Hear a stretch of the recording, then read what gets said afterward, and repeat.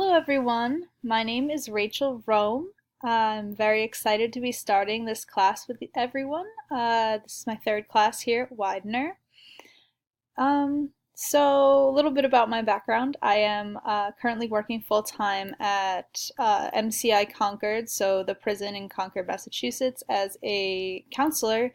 Um, so I deal with research pretty regularly on a daily basis. I posted on the evidence-based discussion about the curriculum that we use that's supposedly evidence-based.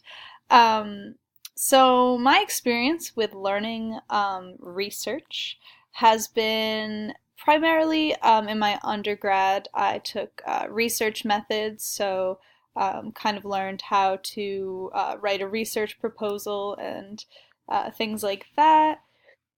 I have written several research papers over the years. I really enjoy research. I like it a lot.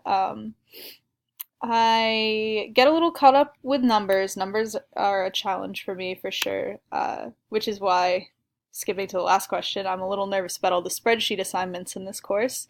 But as far as learning methods and interventions, as far as that goes, it's very interesting to me. I like to read studies.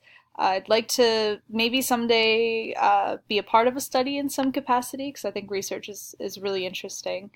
Um, so as far as what would make learning research fun for me, it kind of already is, weirdly enough. I really enjoy reading that sort of thing. Funny story, when I was in my undergrad, for my senior capstone paper for my psychology degree, I wrote a paper on if homosexuality was, well, kind of a literature review of if homosexuality was the result of nature or nurture. So that was my whole research paper, and I was so enthralled in it. I was so obsessed with it. The assignment was supposed to be 20 pages long. It ended up being 40 pages because I was just so into it. And my teacher actually was also very into it. So she kept sending me articles and it just kept expanding and getting bigger. And yeah, research is a lot of fun for me.